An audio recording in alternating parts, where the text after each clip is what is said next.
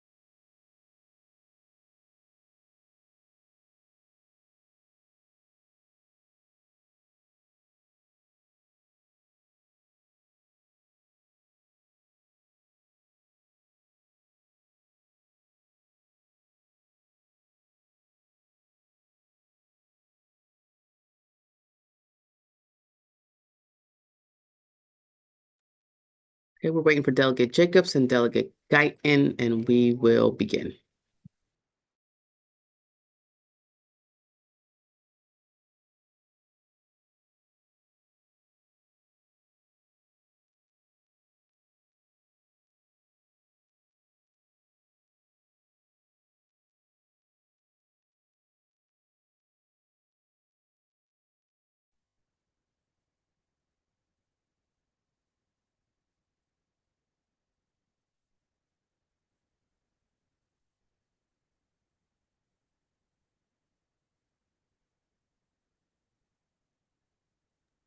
All right, we're waiting for one. There he is. I'm on Google Teams Meet or something. What am I supposed to be on? You're supposed to be on this Zoom. is live, by the way. It was sent to you in your email. It's within the email invite is the Zoom link, but you can stay right there. No. Unless you don't want to pull stand up a next chair. Good afternoon. I'm Regina T. Boyce. I am the subcommittee chair for the Natural Resources, Agriculture, and Subcommittee. Welcome to our organizational meeting. We won't be before you long, but I want the members to have an opportunity to introduce themselves. I want to give an opportunity first to introduce our council for the committee, the NRW Committee. I see Kristen Flynn in the house. And I see Patrick Tracy at the top of his head. He's in the house. They are our two committee council. And I always get this wrong about who does what, but Patrick manages hunting and the fisheries, and Kristen manages the ag, the agriculture section, and the open spaces section of the committee. I'm going to start. Go ahead, Patrick. You're muted, dear. You're muted. You're muted. You're muted. There you go. Kristen sometimes takes bills off my hands. She's plenty capable of doing hunting and fishing and forestry as well. Very capable, I should say. That's why it's confusing. That is true. They're both pros. I'm going to start with my left. I think it's Delegate Baker. Introduce yourself and your district. Good afternoon, Delegate Terry Baker, District 1C, runs from approximately the city of Hagerstown, outside the city limits, all the way west to the Cumberland city line. Much of my district is borders the Potomac C&O Canal property, Potomac River. In our area, we have tremendous acreage for outdoor recreation, hunting, fishing, trout fishing, etc.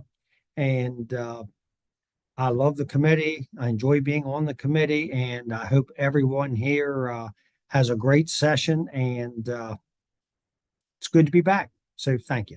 Thank you, Delegate Baker. Mr. Pro Tem.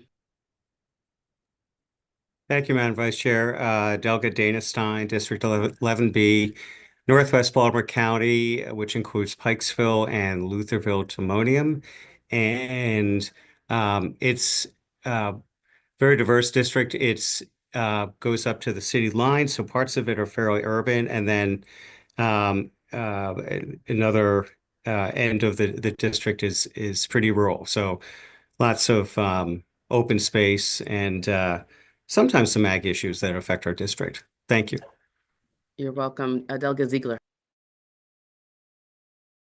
Thank you, Madam Chair. Yes, I'm Natalie Ziegler, District 9A. I represent Western Howard County up to the Coward County border and northeastern Montgomery. So Damascus over to Clarksburg. I think I have all but one or two of Howard County's farms, including my own, and a number in Montgomery County. So I'm very happy to be on this committee. Thank you. Our newest member, Delegate Foley.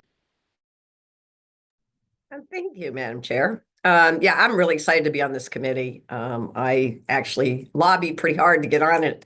I was on it my first year and then got moved off. So I represent District 15 in Montgomery County, a big swath of which includes most of the agricultural reserve in Montgomery County. So I have a lot of farmers and a lot of the farming community, such as it is in Montgomery County, in my district. Thank you and welcome. I'm glad you got your wish. We're going to go to Delegate Otto and Jacobs. Thank you, Madam Chairman. Charles Otto represents Somerset, Worcester, and Wycomico County. Farmer, grew soybeans, once grew chickens, still have some chicken houses, but not utilizing them at the time. And certainly this avian influenza is a very important to us, and supporting our grain farmers as well. All right, now. Delegate Jay Jacobs, I represent Cecil, Queen Anne's, Caroline, all the way from Ridgely to Pennsylvania border, Ridgely in Caroline County to Pennsylvania, skirting the whole state of Delaware, tax-free Delaware in my district. And my mother was a farmer, my father was a fisherman, so I'm a purebred Eastern Shoreman. Here to that. Delegate Ruth. I'm sorry, did you say Delegate Ruth? Yeah, sorry, I just couldn't hear you. Hi, I'm Delegate Sheila Ruth, District 44B in Western Baltimore County, which includes the Lower Liberty Road corridor, Woodlawn, Catonsville, Arbutus, and Halethorpe. And I just want to say hi to Pearl, and I see she has a blue sweater today. We do. And our next newest member, Delegate Guyton. Delegate Michelle Guyton, Baltimore County District 42B, which is the north central part of Baltimore County. And this is Pearl. Pearl's the mascot. She is the one who wanted to be on this committee so she could help the animals. And I think she put the request in. Pearl is a seizure dog, and so you will see her around. And I also represent the Maryland State Fair in my district and part of the NCR and the Gunpowder River and the reservoir. Awesome. Welcome and welcome, Pearl. You do not see her, but my new staff legislative aide is Meredith Riley, who will be running these meetings. So she's not on camera, but I'm sure you've all met her. Regina T. Boyce, District 43A, Baltimore City. I like to say I'm North Avenue to the county city line, Morgan over to Hopkins. I do have 4 institutions in my district, a little bit of Hopkins. We all claim it. Morgan State University, Loyola, and Notre Dame. And we have the Chicken Park Herring Run that is in our district. So I want to go over some quick just reminders of how you expect to get your Zoom links, how you expect to get the agendas and what bills that we'll be working on. I want to give a shout out to Delegate Stein's staffer, Margie, who actually formalized these kind of like procedures for subcommittees, which I adapted for NREC. So thank you, Delegate Stein, and certainly thank Margie for us. The Zoom link will always be sent to you within your calendar invitation, so you don't have to go searching for it. And that's also an easy way, if there are updates, that we can quickly update it. You'll have the agenda as well with it. We meet every Tuesday at 3, or if our committee hearings go over, I try to give some space. So, about 10 minutes after, if we go over into our time, for you to have time to take a breath and then get to your offices so we can begin. And at that time, you should have the agenda, and the agendas will always be attached to the emails as well. Of course, this is live. We will all be visible unless you're trying to eat and take a bite of your sandwiches at the same time. You can be off camera, but mainly we're on camera. I would remind our guests that they are guests if they ask to be in the meeting because they want to be a subject matter expert to be called on. They will be in the meeting. However, they will be muted. We ask them to be muted and to not be visible unless they are called on. And then Meredith will also screen those people just in case, because it certainly has happened to me before, and it's not pretty when someone somehow gets into the Zoom and they present themselves in ways that is not very good. And so in the same way, when we're not speaking, to be muted. Certainly when you have a question, you're certainly welcome to unmute yourself and speak and/or raise your hand. I will acknowledge you. The chat function is, I think, only available to myself and Meredith. Yeah, I can see it here, or not at all at this point. But we can take care of that. Just a huge reminder that, of course, these are public. It lives in the ether world forever. And so we love robust conversations here. We do get into the nitty gritty, but also being careful of what we say and how we say certain things, because we don't want to essentially have someone call us out for saying something that may not be quote unquote appropriate. So I just want to be mindful of that. And also bill sponsors. We oversee someone's bill that's not in this committee. Of course, we ask that they not participate in the hearing in the committee. So that's just a note as well. Of course, if it's your bill that we're talking about, someone get a special privilege, but other than that, we do not permit sponsors of bills. I'm sure if their staffers want to listen in, they're welcome to do so. One thing I do want to talk about is also, yes, if there's advocates or lobbyists who want to be a part of the meeting, but they have not sent anything to Meredith, you're welcome to send them the link, but you just please let Meredith know. That way, when she's screening folks as they come in, we can be sure that we have the appropriate individuals in the room. Also, I do want to talk about voting on bills. We vote on bills, we do amendments, it's yay or nay, but we actually don't keep a physical record. I would argue that the recording is the physical record. If there are some discrepancies, we can always go back and look at the record. And I also wanted to take a quick moment to talk about floor leading. I will randomly pick folks to floor lead. I've certainly had people in the past tell me that they love being in a subcommittee, but they are not interested in being a floor leader. I respect that. I think everyone should at least do it once. And I know some people have.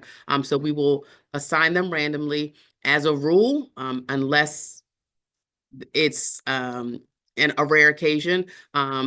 you know, you have a bill in this subcommittee, you more than likely will not be the person defending your bill. I think it's important to be a part of the process, trust the process, but most importantly, trust your colleagues to know the subject matter.